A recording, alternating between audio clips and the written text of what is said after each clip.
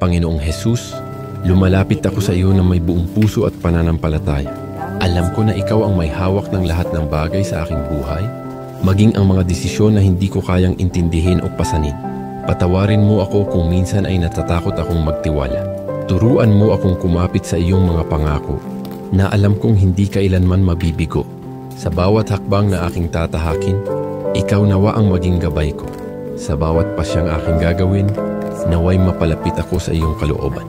Ikaw ang mas nakakaalam ng tama at mabuti para sa akin, kaya't itinataas ko sa iyo ang lahat ng alalahanin at kaguluhan sa aking isipan.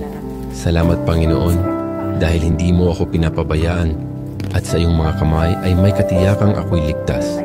Pinagkakatiwala ko ang lahat ng aking pangarap, plano at desisyon. Huwag mo akong hayaang mawalay sa landas na inihanda mo para sa akin.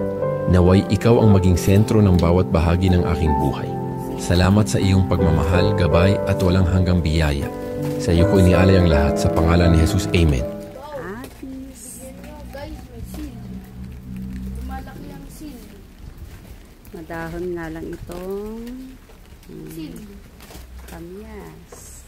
Konti pa nga lang. Kamiyas. Kasi nga, nagkakalaglagan ng mga ano. Kamiyas. Seal. Ito ang magdadala dyan. Okay na. Kulang pa yan. Ay, yung ano ko ma. Meron din kaming pispan. Kapuno na ng tubig ulan. Kailangan ko lang pang ano. Malakas na naman ang ulan, guys. Kailangan ko lang pang ano matanggal ng tubig. Ayan na naman ang ulan. Ayan na naman siya. Itong aming sambong. Hindi ko pa inaano itong guyabano. Itong aming ano ay malapit na maging gubat. Punong-puno kami ng mga puno.